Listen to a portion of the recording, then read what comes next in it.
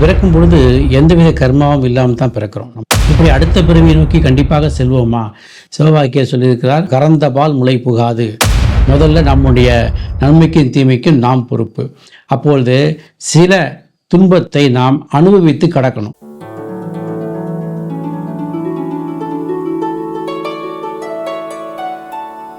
அன்பு உள்ளங்களுக்கு வணக்கம். அன்பர்களே, இன்னைக்கு நம்ம பார்க்க போவது கர்மா என்ற தலைப்பிலே. கர்மா என்றதுமே நிறைய பேருக்கு பலவிதமான யோசனைகள். என்னடா கர்மம் முடிச்சோன்னு சொல்லுவாங்களே, அப்படி அந்த மாதிரி ஒரு வினையை நாம் செஞ்சிட்டோமா, கர்மாவை செய்திருக்கிறோமா, நமக்கு என்ன வாழ்க்கையிலே தவறாக நடக்கிறது, ஏதாவது கர்மா இருக்கிறதா, இப்படி பல கோணங்களிலே உங்களுக்கு ஒரு சந்தேகம் இருக்கலாம். அதை பற்றி ஒரு தெளிவான விளக்கத்தை இந்த வீடியோவில் பார்க்கலாம். அதற்கு முன்பு இந்த வீடியோ நீங்கள் ஃபஸ்ட் டைம் பார்க்குறீங்கன்னா நம்முடைய ஞானாசிரமம் சேனல் அதை சப்ஸ்கிரைப் பண்ணி வச்சுக்கோங்க. ஸோ இது போன்ற அரிய தகவல்கள் உங்களுடைய பார்வைக்கு நேரடியாக வந்து சேரும். நம்முடைய சேனல் கம்யூனிட்டியிலே கர்மா என்றால் என்ன அப்படி பற்றி கேட்டிருந்தோம். அதற்கு பல பேரும் நம்முடைய பாஸ்ட் ஆக்ஷன்ஸ், அந்த ஆக்ஷன் தான் கர்மா அப்படிங்கிற மாதிரி குறிப்பிட்டிருந்தாங்க. உண்மையிலேயே கர்மா என்றால் என்ன, அது எங்கு துவங்குகிறது, அது எப்படி நமக்கு சேருகிறது எங்களை பற்றி நம்ம பார்க்கலாம். நம்ம பிறக்கும் பொழுது எந்தவித கர்மாவும் இல்லாமல் தான் பிறக்கிறோம். நம்முடைய பிறவி குழந்தையாக பிறக்கும் பொழுது பார்த்தோம்னா நம்முடைய அதிகபட்ச நம்முடைய கர்மா நம்முடைய மூச்சு விடுதல் என்கின்ற ஒரு சிந்தனையை தவிர நமக்கு எந்த கர்மாவும் இருப்பதில்லை. ஆனால் வளர வளர பல விஷயங்களை நாம் தெரிந்து கொள்வதன் மூலமாக நிறைய செயல்களை செய்ய ஆரம்பிக்கிறோம். அதில் நம்முடைய தேடுதலுக்காகவோ பிறருடைய தேவைக்காகவோ ஏதோ ஒரு தேவையின் பொருட்டு நம்ம சில செயல்களை செய்கிறோம். அப்பொழுது சில வினைகள் உருவாகிறது. அப்போது இந்த இடத்துல கர்மா என்பது எங்கிருந்து நமக்கு அஃபெக்ட் ஆகுது அப்படின் பொழுது, இங்கே பிறவியை கடந்து நாம் மரணத்திற்கு பின் நடக்கக்கூடிய அல்லது மரணத்தின் போது நடக்கக்கூடிய விஷயத்தை பற்றி புரிஞ்சிக்கணும். ஒரு மனிதன் இறக்குறான் என்று சொன்னால் என்ன அர்த்தம்? அவனுடைய உடல் செயல்பாடற்று போகின்ற பொழுது, அது உடலுக்கும் உயிருக்குமான தொடர்பு விட்டு போகும் பொழுது அவனுக்கு ஒரு மரணம் நிகழ்கிறது. அந்த காலத்தில் சொல்லுவாங்க, நீ சாகும்போது என்ன கொண்டு போகிற, ஒன்று கொண்டு போகிறதில்ல, நீ படித்த கல்வி தான் உங்க கூட வரப்போகுதுன்னு சொல்லுவாங்க. அப்போ கல்வி என்பது இங்கே என்னவாக நம்ம புரிந்து கொள்ள வேண்டும் சொன்னால் அறிவு. ஒரு கல்வியை நீங்கள் படிக்கிறீர்கள் என்று சொன்னால் ஸ்கூலுக்கு போயோ அல்லது காலேஜ் போயோ அல்லது எங்கேயோ படிச்சுட்டு வந்தோ அந்த கல்வி நம்ம கூட வருவது என்பது அர்த்தமல்ல. அப்படிப்பட்ட ஒரு கல்வியை நீங்கள் படித்து அதன் பின்னே ஒரு அனுபவம் இருக்கும். அந்த அனுபவத்திலே ஒரு அறிவு உண்டாயிருக்கும். அந்த அறிவைத்தான் நம்ம கடைசியில் கொண்டு போக போகிறோம். நீங்கள் படித்திருந்தாலும் சரி, படிக்காவிட்டாலும் சரி, எப்படி இருந்தாலும் கடைசியான மரணகால திருவாயிலே நம்முடைய ஆத்மாவிலே எது பதிய போகிறது என்று சொன்னால், நாம் எந்த அனுபவத்தை பெற்றோமோ அந்த அனுபவத்தை அனுசரித்து அங்கே ஒரு அறிவு பிறக்கும். அந்த அறிவைத்தான் நாம் சுமந்து கொண்டு அடுத்த பிறவியை நோக்கி நாம் செல்லுகிறோம். இப்படி அடுத்த பிறவியை நோக்கி கண்டிப்பாக செல்வோமா? சிவவாக்கியர் சொல்லியிருக்கிறார், கறந்த பால் முளை புகாது, உடைந்த சங்கின் ஓசை மீண்டும் உட்புகாது என்று சொல்லியிருக்கிறார். இறந்ததற்கு பிறகு அவனுக்கு மீண்டும் பிறப்பு இல்லை அப்படிங்கிற மாதிரிலாம் ஒரு விஷயம் சொல்லியிருக்காரு.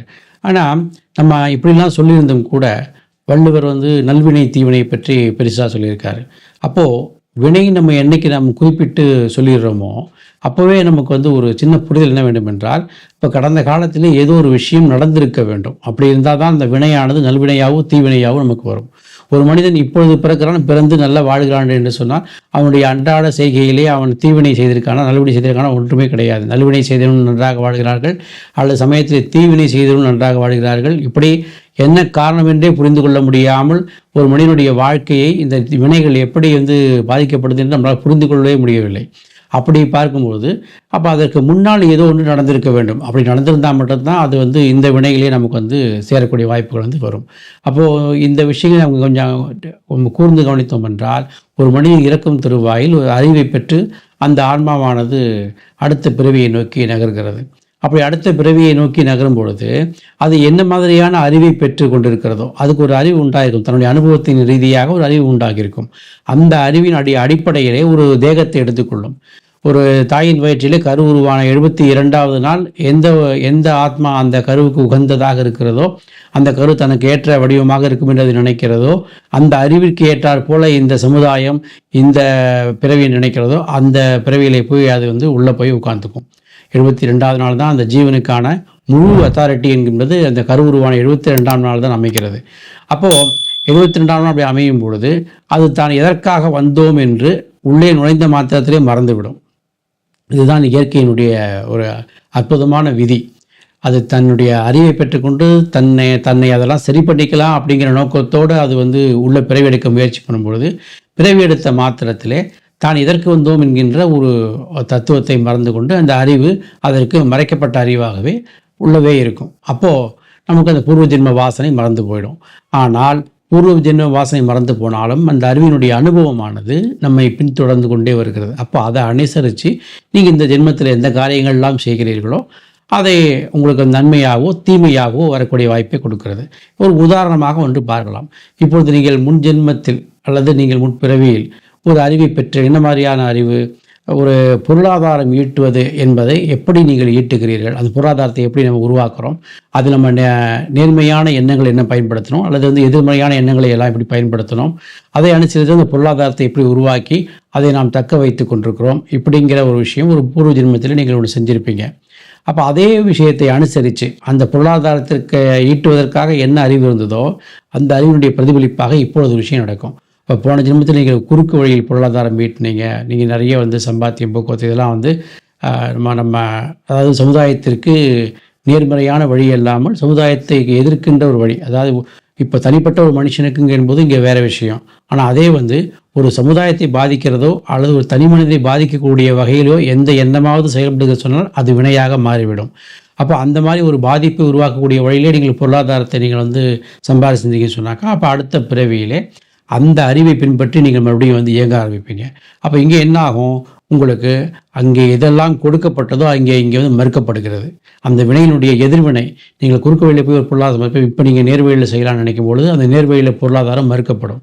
நம்ம என்ன நமக்கு சரியாக தானே செய்கிறோம், பர்ஃபெக்டாக தான் செஞ்சோம், ஆனால் நமக்கு இந்த மாதிரி விஷயங்கள் வரலையே என்று சொன்னால் அன்றைக்கு நீங்கள் செய்திருக்கின்ற அந்த வினையினுடைய பிரதிபலிப்பு இங்கே நமக்கு ரிஃப்ளெக்ட் ஆகும். ஸோ அப்போது கர்மா என்பது இப்படி பல செயல்களில் நீங்கள் செய்திருக்கின்ற பலவிதமான செயல்களில் உங்களுக்கு இங்கே அதுக்கு நேர் எதிர்மறையான ஒரு செயலாக இங்கே ரிஃப்ளெக்ட் ஆகக்கூடிய வாய்ப்புகள் இருக்கும்.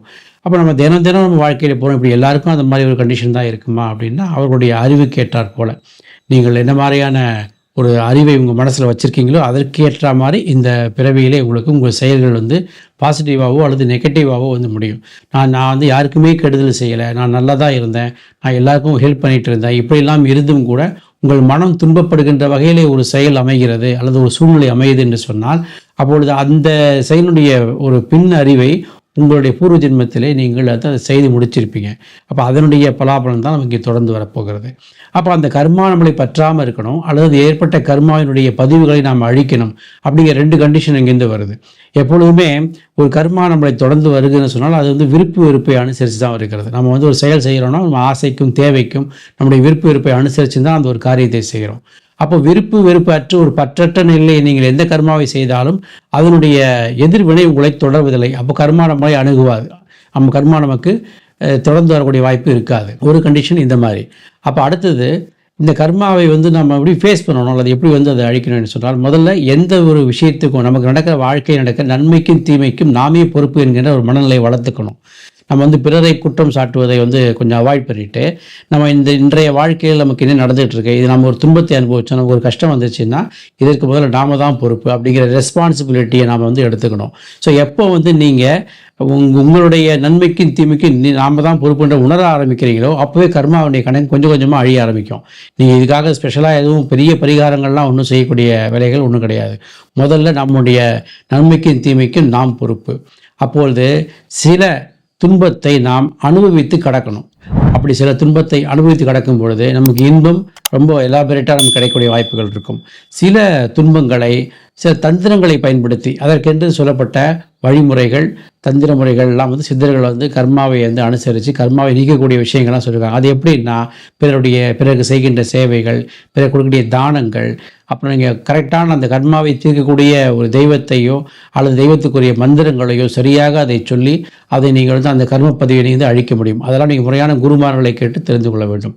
இப்படி நம்முடைய வாழ்க்கையிலே நாம் செய்த இந்த வினைகளுக்கு எல்லாமே நாமே பதில் சொல்கின்ற ஒரு நிலைமை வரும்பொழுதுதான் அது கர்மா என்று முடிவு செய்யப்படுகிறது. நாம் எத்தனை தான் செய்திருந்தாலும் என்னதான் நம்ம எவ்வளவு நன்மை செய்திருந்தாலும் அங்கே எங்கேயாவது ஒரு துன்பம் வருகிறதுன்னு சொன்னால் அது நம்முடைய கர்மாவை தவிர அது எதிர்பாராது வருகின்ற விஷயம் அல்ல. ஏற்கனவே எங்கேயோ நாம் தெரிந்தோ தெரியாமலோ எந்த இடத்திலோ யாருக்கோ செய்கின்ற நன்மையோ தீமையோ என்றால் ஒரு நாள் உங்கள் வழியிலே குறுக்கே நிற்கும். இது இதைத்தான் நம்ம கர்மா என்று சொல்கிறோம். இதை நீங்கள் புரிந்து கொண்டு விட்டீர்கள் என்று சொன்னாக்கா நம்ம இன்றைய ஜென்மத்தில் இப்பொழுது நம்ம வாழ்ந்து கொண்டிருக்கிற வாழ்க்கையிலே முடிந்தவரை நமக்கு பிறருக்கு தீமை செய்யாமலே வாழக்கூடிய ஒரு வாய்ப்பு கிடைக்கும். அது மட்டுமல்ல, அன்றாட வாழ்க்கைகள் வரக்கூடிய பிரச்சனைகளை எப்படி ஃபேஸ் பண்ணுறது என்கின்ற ஒரு அறிவையும் நீங்கள் விருத்தி செய்து கொள்ள முடியும். ஆகையினாலே கர்மா என்பது நாம் செய்த வினைகள் தானே தவிர யாரும் நமக்கு செய்வினைகளாகவோ அல்லது வேறு எந்த கோணத்திலோ அதை நமக்கு செய்யவில்லை என்பதுதான் உண்மை. ஆக கர்மா நீங்கள் செய்த வினையே. மீண்டும் ஒரு அரிய பதிவோடு அடுத்த வீடியோவில் சந்திப்போம். நன்றி, வணக்கம்.